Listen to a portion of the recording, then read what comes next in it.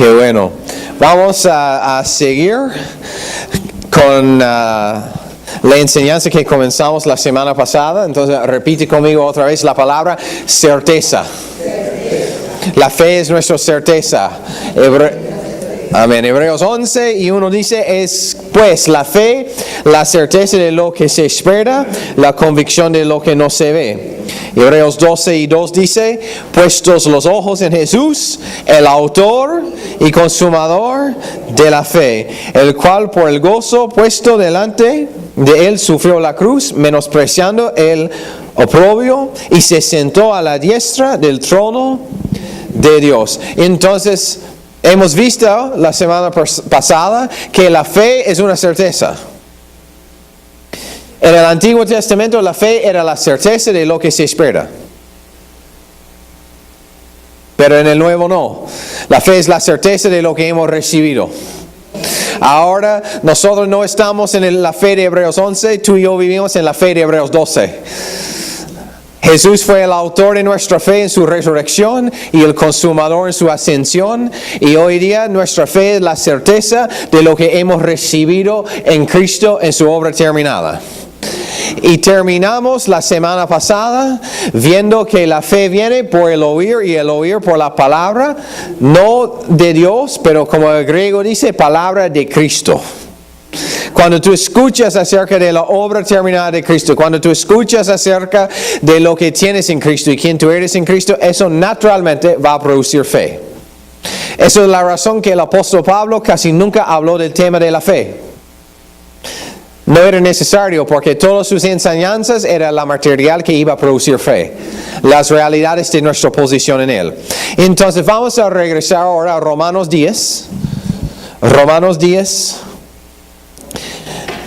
Famosísima escritura, versículo 17, que dice, así que la fe es por oír, y oír significa oír claramente y entender lo que estás oyendo. Si no entiendes lo que estás oyendo, no vas a recibir fe. ¿Ok? Y el oír por la palabra de Dios, y la semana pasada vimos que el griego dice palabra de Cristo, pero yo quiero enfocar ahora en lo que significa palabra. Palabra ahí en el griego es la palabra rhema. Rhema. Hay varias palabras griegas que están traducidas como palabra en español. Uno es logos, la lógica de Dios. Juan dice que Jesús fue el logos hecho carne. Otra es una palabra que se llama graphe. Y graphe significa las escrituras que están escritas.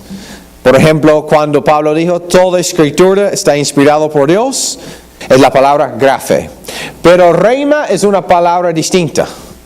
Rhema significa una palabra viva o una voz viva, pero más que todo una palabra viva, a lo que viene de la voz de Dios. Es una palabra específica que viene bajo ¿es correcto decir alumbración? Alumbramiento del Espíritu Santo. ¿Ok? Porque si no, podemos pensar que la fe es simplemente como algo muy mecánico, ¿no? Que simplemente escuchas enseñanza tras enseñanza, tras enseñanza, tras enseñanza, y eventualmente experimentas algo de fe. No es así. La fe viene por el rhema, bajo el Espíritu Santo alumbrando algo específico de la palabra. Porque los principios de fe existen fuera del cristianismo.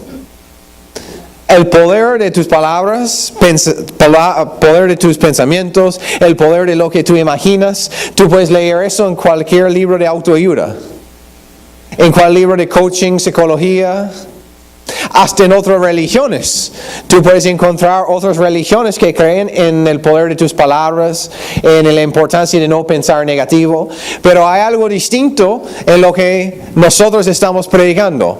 Número 1 es eso, que los principios de fe solo pueden funcionar cuando están basados en Cristo y su obra terminada.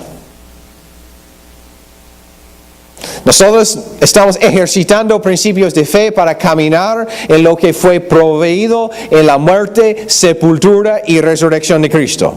Eso es lo que nos hace diferente que cualquier cosa de autoayuda. Pero no simplemente eso, es algo, los principios de fe involucran la persona del Espíritu Santo, porque sin el Espíritu Santo no recibes el rema de parte de Dios. Si no conoces el autor del libro, no vas a tener fe en nada que está escrito en el libro. Y lo que voy a decir es algo que Pastor Bill Johnson una vez dijo, y en ninguna manera es menospreciando la Biblia, pero él dijo que triste es que tenemos más fe en un libro que los apóstoles no tenían, que en el Espíritu Santo que ellos sí tenían en el libro de Hechos. Eso es más que simplemente buenos principios de un buen libro. Estamos hablando de algo que es vivo, algo que es real.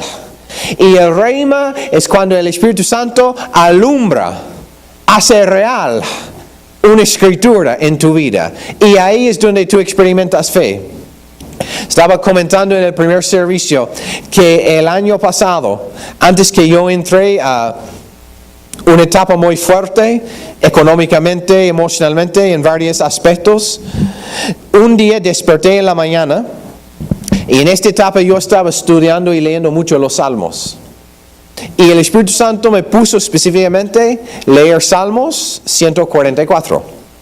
Entonces fui ahí, comenzaba a leer Salmos 144, pero no podía ir más allá que versículos 1 y 2. Porque yo sentía, el Espíritu Santo estaba no enfatizando todo el capítulo, pero enfatizando versículos 1 y 2, los cuales dicen: bendito sea Jehová mi roca, a quien adiestra mis manos para la batalla y mis dedos para la guerra. Y versículo 12, el énfasis: misericordia mía y mi castillo, fortaleza mía y mi libertador, escudo mío, en quien he confiado, el que sujeta al pueblo debajo de mí. Pero me saltó de las páginas, versículo 2, especialmente misericordia mía y mi castillo. Y comenzaba a estudiar, y la palabra misericordia es una palabra en hebreo, se llama hesed, o hesed, depende cómo lo pronuncias. Y eso significa amor de pacto. El tipo de amor que uno se expresa cuando está en pacto con el otro. El tipo de amor que dice: yo soy tu proveedor, tu doctor, tu protector, tu justicia, solamente porque estamos en pacto. Tú puedes darme la espalda, pero yo voy a seguir siendo así contigo, porque estamos en pacto. Y eso llegó a ser para mí en ese momento una revelación. Y entendiendo que estamos en un nuevo pacto, donde nuestro nuevo pacto es así. La Hesed de Dios es hacia nosotros. Que Él es fiel cuando no somos fieles. Que Él es nuestro doctor, proveedor, protector, independiente de nuestras obras. Y eso fue un rema para mí. Y ahí surgió fe en mi espíritu. Y aunque después sucedía algunas cosas no tan agradables, yo tenía un rema, una palabra de fe que me dio la fuerza para salir de la situación. Creo que varios de ustedes han tenido experiencias así en algún momento. Porque eso es punto número 1 hoy día. La fe está basada en el rema de Dios. La fe no está basada en simplemente repetir escrituras, memorizar escrituras. Eso es más que un principio que es bueno. La fe está basada en el rema, la palabra que es inspirada por el Espíritu Santo. Punto número 2. Digo conmigo, la fe está basada en el don de la justicia. Romanos capítulo 10. Vamos a versículo 5. Leer versículo 5 hasta 8. Dice: porque de la justicia que es por la ley, Moisés escribe así: el hombre que haga estas cosas vivirá por ellas. El hombre que hace las obras de la ley vivirá por ellos. Entonces su justicia estaría basado totalmente en su obediencia o desobediencia. Pero mire el siguiente versículo. Pero la justicia que es por la fe dice así: no digas en tu corazón: ¿quién subirá al cielo? Esto es para traer abajo a Cristo. ¿O quién descenderá al abismo? Esto es para subir a Cristo de entre los muertos, versículo 8. Mas, ¿qué dice? Cerca de ti está la palabra, en tu boca y en tu corazón. Esta es la palabra de fe que predicamos. Pero quiero ustedes vean esta última oración. Dice, esta es la palabra de fe que predicamos. Yo no soy experto en gramática en español. No estoy experto en gramática en inglés, menos español. Pero comenzando la oración así, esta palabra obviamente nos da la idea que Él está hablando de todo el contexto de lo que ha venido antes. ¿Están de acuerdo con eso? Entonces, hemos pensado a veces que la palabra de fe que predicamos es, si yo predico Dios que te quiere sano, recibes fe para ser sanado. O si yo predico que Dios te quiere próspero, recibes fe por tu prosperidad. O si yo predico que Dios te quiere protegido, recibes fe para caminar en protección. Pero eso no es el contexto. El contexto es ser justificado, no por obras, y solo por fe. Entonces la palabra de fe es la palabra que somos justificados solo por fe y no por las obras de la ley. Porque si tú eres capaz de creer que eres justo, no vas a tener que estar preocupado con las demás cosas. Si tú crees que tú eres justo o calificado por tu herencia en Cristo, experimentas la herencia. Pero va a ser bien difícil caminar en salud, o caminar en prosperidad, o caminar en cualquier otra cosa que está en nuestra herencia, si no estamos convencidos que somos justos. Porque ser justificados significa que somos calificados por todas las cosas que Dios tiene para nosotros. Entonces la palabra de fe es justicia solo por la gracia de Cristo y no por las obras de la ley. ¿No? Por esa razón, nosotros que hemos creído en el mensaje de fe, tenemos que regresar realmente a las raíces, porque hoy en día lamentablemente han ido un poco del extremo de pensar que caminar en fe es simplemente creer por cosas. Usar mi fe para carro, casa, cosas. Y eso son bendiciones y Dios quiere todo eso para nosotros.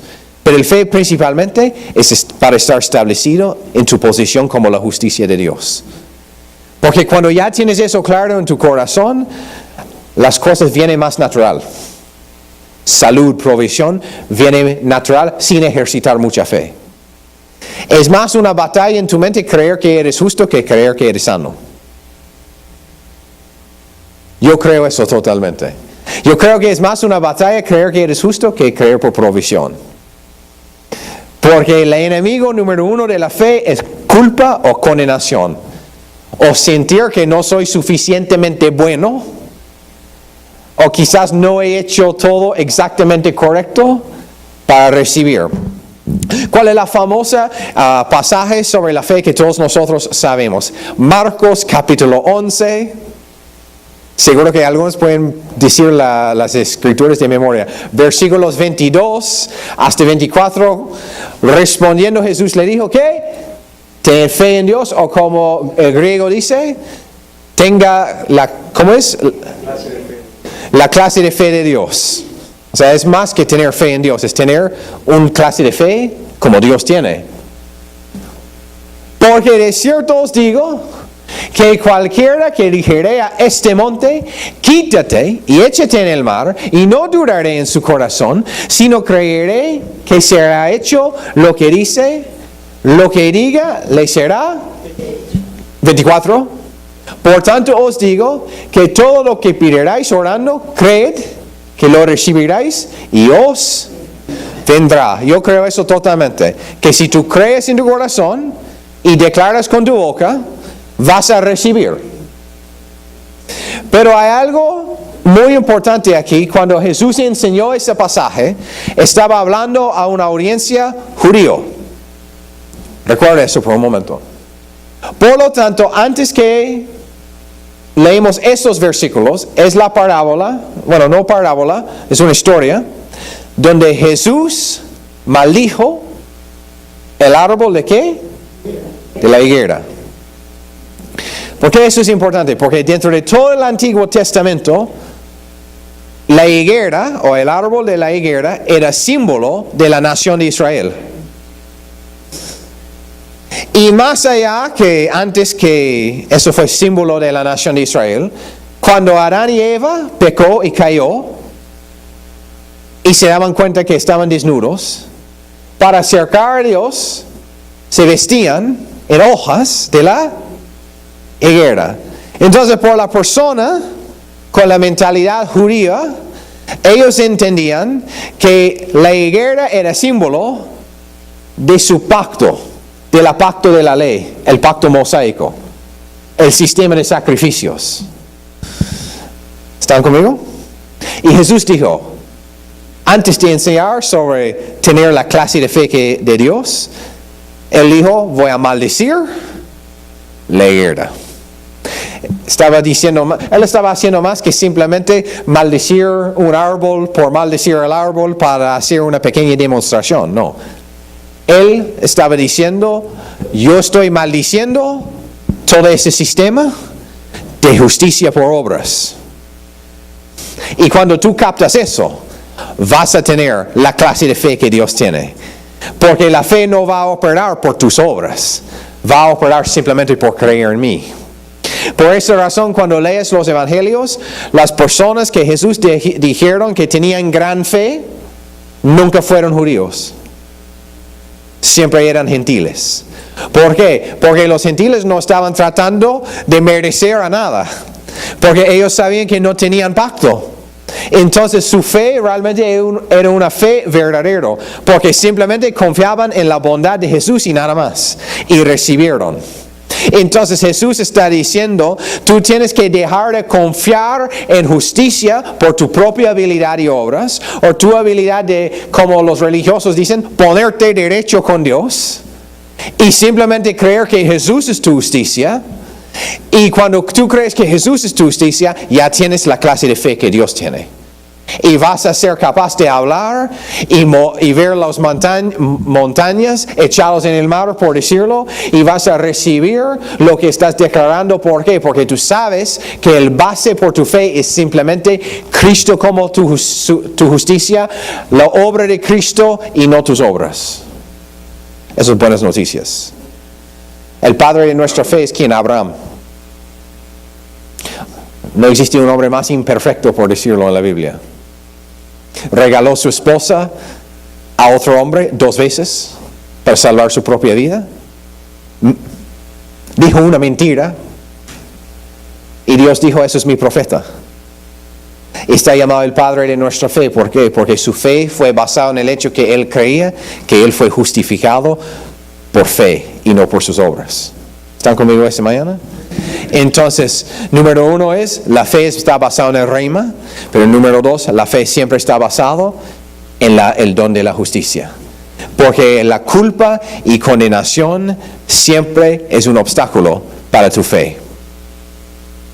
Entonces, si tú crees en tu corazón que eres justo, tu fe va a ser tan natural como respirar.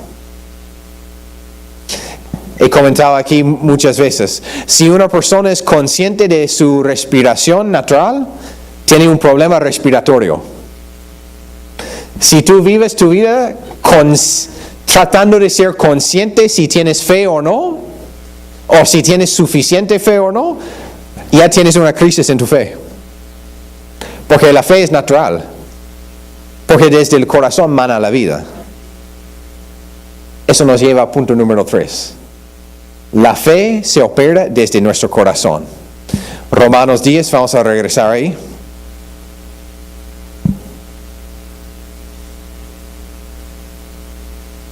Versículos 9 y 10 dice, que si confesarás con tu boca que Jesús es el Señor y creerás en tu corazón que Dios le levantó de los muertos, serás salvo. Y esa palabra salvo es todo completo. Justicia, sanidad, todo.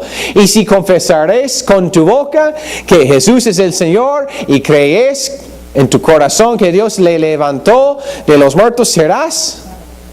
Pero ¿sabes qué? Salvación es más que entregar tu vida a Cristo. Ahí recién tu salvación comienza. Tu salvación es toda una vida. Porque salvación implica toda área de tu vida.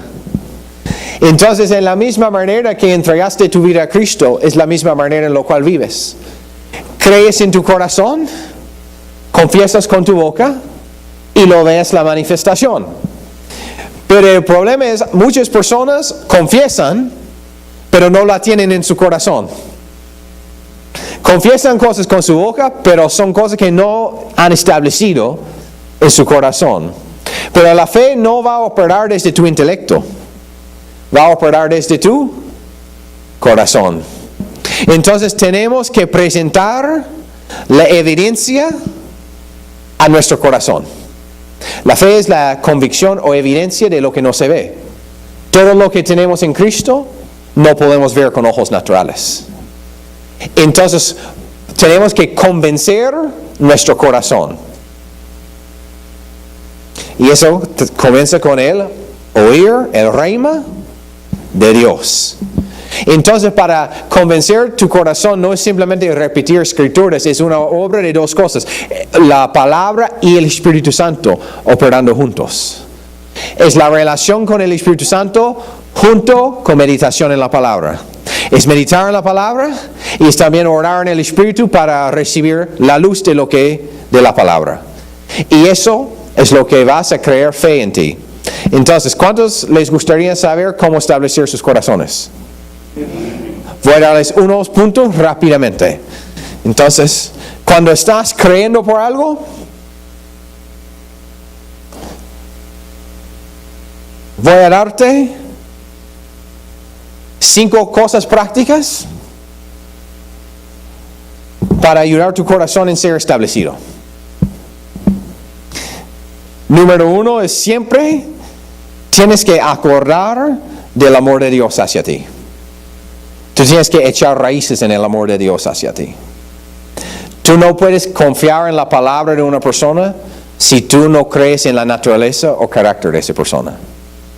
La fe obra por el amor. Cuando tú entiendes el amor de Dios hacia ti, tu fe va a funcionar. Entonces tú tienes que, número 1, ser proactivo y meditar en el amor de Dios. Número 2, tienes que estar convencido de las cosas por lo cual estás creyendo es la voluntad de Dios. Y tú dices, ¿cómo voy a saber la voluntad de Dios? La palabra es la voluntad de Dios. Si algo está en la palabra, tú tienes derecho a experimentarlo. Si no está en la palabra, no tienes derecho a experimentarlo. ¿Están conmigo? ¿No? Y W. Kenyon dijo, la fe comienza donde la voluntad de Dios es conocida. Entonces tienes que estar convencido que está en la palabra. El jueves en la noche estaba hablando con el grupo que está tomando el curso de oración y intercesión, y estaba compartiendo la historia de una mujer en Texas hace años. Era ministra, tenía su propia escuela bíblica, y ella anunció a sus alumnos que Dios había mostrado a ella que ella iba a casar con Kenneth Copeland. Pero ahí se queda un problema. Se llama Gloria. Su esposa. Está conmigo. Pero ella fue convencida que Dios había dicho que ella iba a casar con Copeland, y ella y toda la escuela iban a usar su fe para que ella podía llegar a estar casada con Copeland. Y alguien dijo, ¿y qué pasa con Gloria? Ella dijo, no, Gloria es la montaña. Y voy a hablar a la montaña que se ha echado en el mar. Y ella dijo, y Gloria va a morir porque Dios quiere que yo me case con hermano Copeland. Y ellos eran fanáticos en eso, hasta llegó a ser, imagínate cuán raro eran, un matrimonio en el espíritu, donde ella venía vestido de boda y todo. Obviamente Copeland no estaba ahí, pero espiritualmente estaban casando. No tienes que ser teólogo para saber eso, no está en la palabra. Y ni hay base, ni creo que hay ni una historia para distorsionar, para intentar enseñar eso. Ese era fabricado de su mente nomás. Eso es lo que la palabra llama una vana imaginación. Y ya bueno, Gloria sigue vivo. hermano Copeland sigue casado con ella y ese ministro ya está muerta. Y seguro que ya, como ya está en la presencia de Dios, seguro que ya su doctrina está totalmente arreglado y Jesús en persona ha corregido a ella. Pero el punto es, la fe comienza donde la voluntad de Dios es conocida.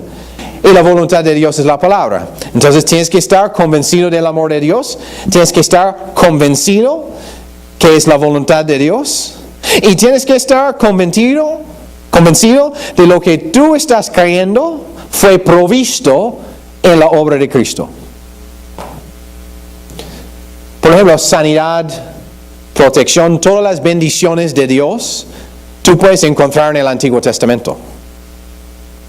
Pero en el Antiguo Testamento fueron basados en obediencia. Y si uno fue desobediente, fue maldecido. Pero ahora todas las promesas son sí y en Él, amén. Por lo que fue promesa en el Antiguo Testamento ya es nuestra herencia. Entonces tú tienes que meditar en el hecho que las cosas por las cuales tú estás creyendo, fue provisto por ti en la cruz.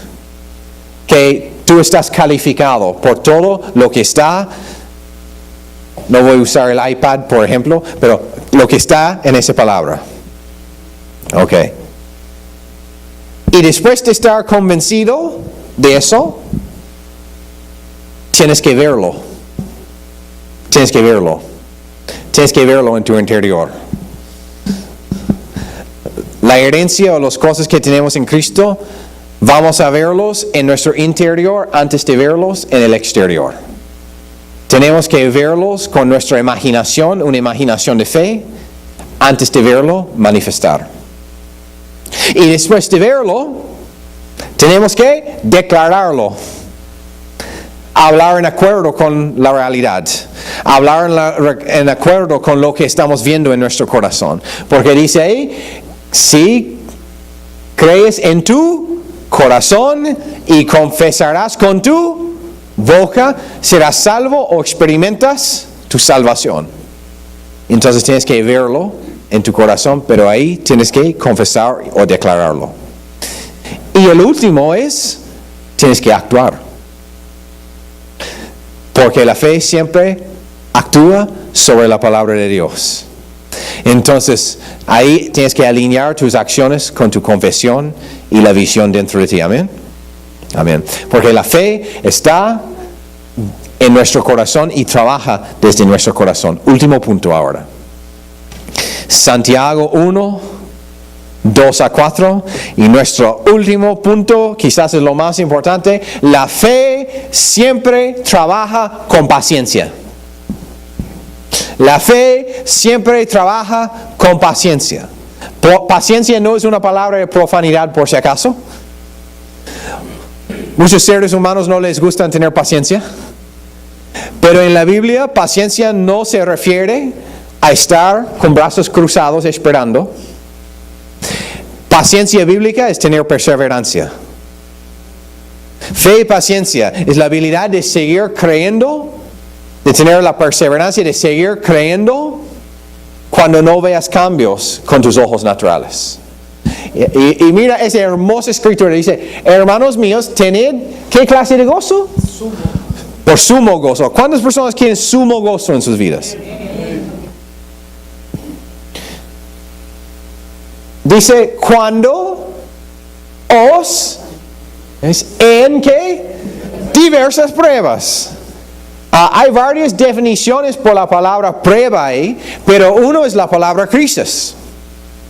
La mayoría de la gente, yo incluido, tenemos una tendencia de estar deprimido o con ansiedad o estresado en diversas crisis. Pero Dios dice que es el momento de tener ¿qué? Sumo gozo. Sumo gozo. Ahí tú ves que el sistema de Dios y el sistema del mundo son totalmente opuestos. Que en un crisis tú debes tener sumo gozo.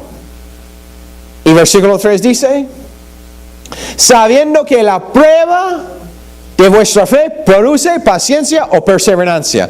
4, mas tenga la paciencia su obra completa, para que seáis perfectos y cabales, sin que os falte cosa alguna. Perfectos ahí significa madurez. Ahí tú tienes el clave, el secreto por madurez espiritual. Fe junto con perseverancia. Eso es lo que te hace maduro espiritualmente. Entonces, todos ustedes hoy en día están entre tres categorías. Están en ese momento de tu vida saliendo de una crisis. O estás en medio de una crisis. O las mejores noticias, estás a punto de entrar en una crisis. Porque toda la vida es así. Hay momentos cuando estás saliendo de una crisis, en una crisis o entrando en uno. Eso es la realidad de la vida. Pero Dios dice que es una razón de tener sumo gozo. ¿Por qué? Porque sin el crisis o prueba, o como quieres decirlo, tribulación, sin eso, tú no desarrollas perseverancia. Porque fe y perseverancia es la habilidad de dejar de vivir por emociones y por sentimientos naturales y comenzar a creer en algo que tú no lo ves en tus ojos naturales y mantener firme en eso hasta que se manifiesta y que tú puedes verlo con tus ojos naturales. Y ese es el secreto por madurez espiritual. Entonces, mientras que solo quieres vivir por fe y no quieres el parte de paciencia y perseverancia, porque no todas las cosas por las cuales estás creyendo van a manifestar así nomás. Pero mientras que solo quieres el lado de la fe y olvidando el parte de la paciencia, vas a seguir como un niño espiritual, bebé espiritual. Pero el madurez espiritual no viene por cosas místicas, no viene por orar mucho, aunque quiero que ustedes oran, viene por aprender a vivir por fe junto con perseverancia. Es un patrón en todo el Antiguo Testamento y todo el Nuevo Testamento. Famosa historia, José recibió un sueño, o podemos decir un rema de Dios. Fue rechazado por sus hermanos, fue vendido como esclavo, tuvo su carácter atacado, fue a la cárcel, pero de un día se fue de la cárcel para ser primer ministro de una nación. En un día. Pero era fe y paciencia. Moisés no comenzó su ministerio hasta los 80 años. Él estaba 40 años caminando en el desierto. Fe y paciencia. El rey David primero mató el oso y el león y luego Goliat. Pero pasó años hasta que él llegó a ser rey. Y en el Nuevo Testamento, Jesús tuvo que vivir por fe y paciencia. Y si Jesús tuvo que vivir por fe y paciencia, te garantizo que nosotros también necesitamos eso. ¿Puedes imaginar? Jesús no podía comenzar su ministerio hasta los 30 años. Y por toda su vida hasta los 30 años tenía que ir a la sinagoga, escuchar enseñanzas, profecías del Antiguo Testamento acerca de él mismo, que estaban siendo quitados de su contexto, y él no podía decir nada al respecto. ¿No cree que eso sería bien frustrante? Fe y paciencia.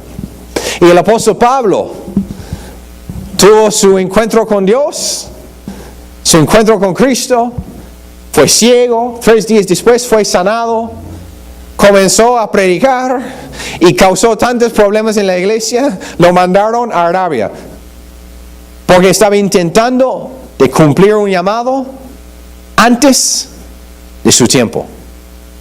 Y los teólogos nos dicen que en Arabia él pasó 14 años. La gente piensa a veces, ¿no?, que lean nomás en la Biblia y parece que, bueno, Pablo, no, era Saulo, convirtió en Pablo de la noche a la mañana, conoció a Dios y ¡bam!, así comenzó predicando y escribiendo todo el Nuevo Testamento. No fue así. Fue 14 años en Arabia y algunos teólogos dicen estaba como 3-4 años después en Antioquía. y recién fue enviado como apóstol en Antioquía. Entonces, si calculas, tanto estamos diciendo 17, 18 años de preparación ahí. Fe y paciencia, fe y perseverancia. Todo ha sido provisto por Cristo, todo está basado en el don de la justicia. No hay nada que podemos hacer para ser dignos de recibir, todo es gratis, recibimos por fe. Pero la manifestación en lo natural es por fe, pero junto con la paciencia. Porque no todas las cosas se manifiestan así. Entonces, entre aquí de, wow, tú crees, Jesús lo ha provisto todo para mí, yo recibo, ahora creo en mi corazón, confieso con mi boca. Desde llegar hasta acá, manifestación, hay un espacio. Ese espacio es un camino de fe y paciencia. Y es seguir creyendo cuando no sientes cambios y cuando no veas cambios.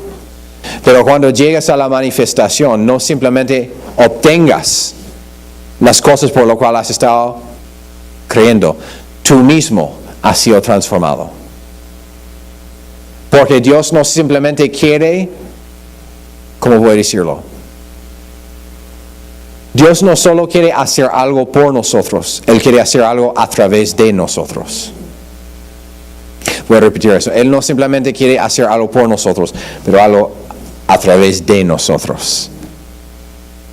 Entonces, ¿para qué sirve tener salud perfecta, prosperidad, pero no ser transformado como persona y no tener el carácter de Cristo? Pero no tenemos que elegir entre uno o dos. Podemos tener los dos, amén. Y hay personas acá que han estado creyendo por cosas y no has visto la manifestación, y solo quiero decirles que estás muy cerca a la manifestación. Pero no puedes comenzar a ser gobernado por tus sentimientos. Tienes que seguir creyendo, amén. Vamos a orar. Señor, te damos gracias por ese día. Gracias, Señor, por esa vida maravillosa de fe. Gracias que tú has provisto todo gratis por nosotros en la cruz hace 2000 años. Y nosotros, Señor, queremos recibirlo, caminar en ello, experimentar todo lo que tú has provisto por nosotros. Pero reconocemos, Señor, es una obra de fe junto con la perseverancia. Y vamos a seguir creyendo, Señor. Vamos a seguir creyendo aun cuando no vemos cambios en lo natural. Y te damos gracias, Señor, que la imagen en nuestro interior, tu Espíritu está causando que esta imagen se vuelva más fuerte de lo que podemos ver con ojos naturales en cada situación en nuestra vida, en nuestras familias, Señor. Te doy gracias por eso, Señor, en el nombre de Jesús. Y todos dicen, amén y amén.